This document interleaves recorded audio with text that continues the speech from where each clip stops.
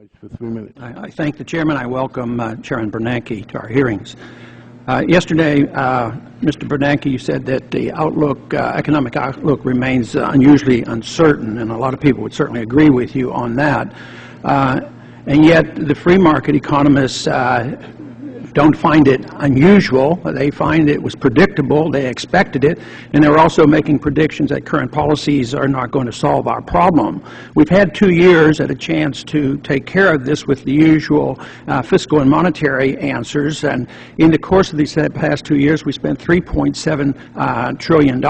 In that period of time, the real GDP essentially hasn't moved, and unemployment is a disaster. Yesterday, you even mentioned we lost 8.5 million jobs, and the real rate, of course, is much higher. Free market economist says it's over 22%, and even the BLS says it's at least 16 when you count everybody.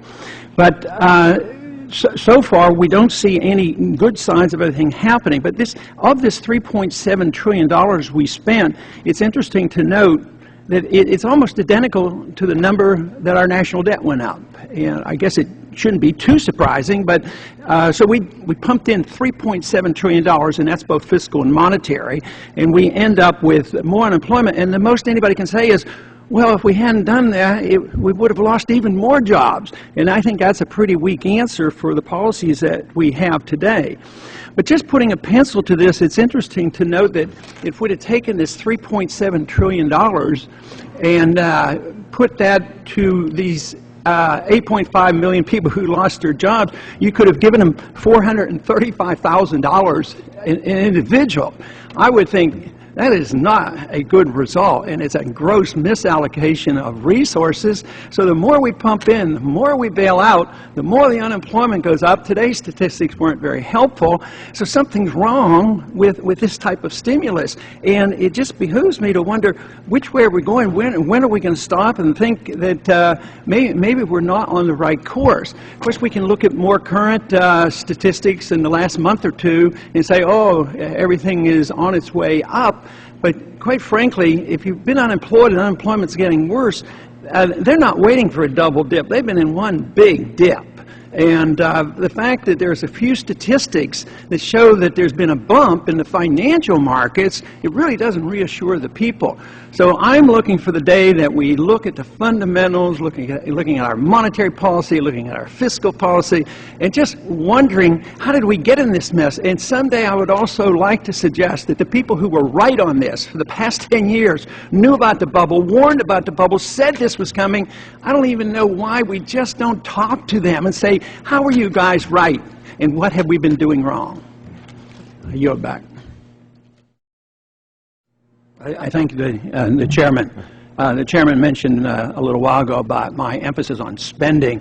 I want to just clarify something. I am not opposed to spending. I'm just opposed to the government spending. I want the people to spend. I want them to spend a lot more money. But, you know, in the past, I've often approached economics and monetary policy from a constitutional viewpoint, and quite frankly, I don't get very far on that, so I don't want to push that, which is disappointing. And a lot of times I mention the business cycle coming from a free market perspective, indicating that low interest rates will encourage malinvestment and cause the financial bubbles. And I haven't gotten very far on that, but today I want to approach it slightly differently from a moral viewpoint. And see if there's any concern of yours in this regard. Back in 2002, you gave a speech, and you said that the people know that inflation erodes the real value of government debt, and therefore that is in the interest of the government. And I can understand this because the real debt goes down if you can erode the value of the money. But to me, there's a moral component to this because you're depreciating the currency, you're devaluing the currency. And I always thought that the purpose of government would be to protect the value of the currency, and that people do suffer from this. So to me, I think that it's not fair because the people holder of debt, are cheated in many ways. But also there's a moral component too when you fix and manipulate interest rates. that those who save, you know, that old-fashioned idea that people should save and put money in the bank and they have their CDs and they feel responsible, they want to take care of themselves, and they're elderly and they have CDs, all of a sudden they get 1 or 2%, where the market would say they're getting 6 or 7 or 8%. That to me means that they're being cheated as well. And also, you have emphasized, and you have always had a concern about deflation. I think of deflation more as being a monetary phenomenon than prices going down, but your definition is as prices drop, you're having deflation, and you don't like that. And you have made attempts to distinguish different reasons for prices going down, but generally speaking, prices going down is helpful. I mean, this helps poor people. You know, why shouldn't we welcome prices going down so that people can compete and go in and buy things rather than protecting profits or the businessman or high labor costs or whatever? The market is supposed to protect the consumer. So to me, I see there as a moral component to that. Could you comment on these remarks? Certainly, and I think you raised some good points. On protecting the bondholder, the Federal Reserve's, half of the Federal Reserve's mandate is price stability, and inflation is very low, and so people holding bonds are making real returns. That is, nominal interest rates are above inflation, and that is one of the reasons to try and maintain stable prices, which is what we're doing. With respect to fluctuations in interest rates, nominal interest rates are not determined by the market because you need to have some kind of monetary system. Now, of course, that could be a gold standard. There are many different ways to structure your monetary system. Our current system is a central bank-oriented system, as you know, and the variations in nominal interest rates reflect the monetary policy that we take. But what I'm trying to argue here is that no matter what kind of system you have, there's going to be some policy component to interest rates, not just a free market component. On deflation, there have been periods where deflation has not been harmful. In the 19th century, there's some examples where high productivity brought down prices, and that was good.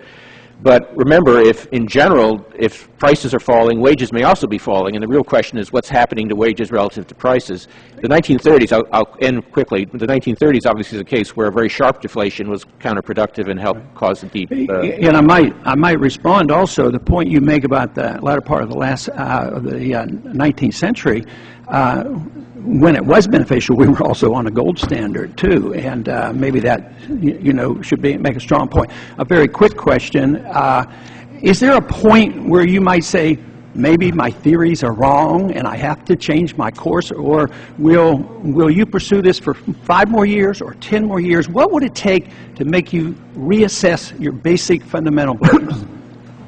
Pursue what? I believe that it's not practical to go to a gold standard. I think we have to stay with a central bank.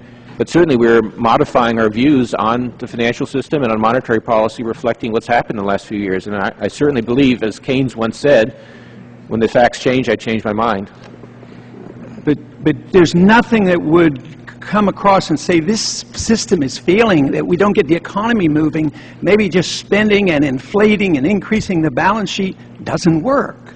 What if the unemployment rate, even according to government statistics, goes up to 20% and we're worse off in 2 years from now? When you say maybe we have messed up?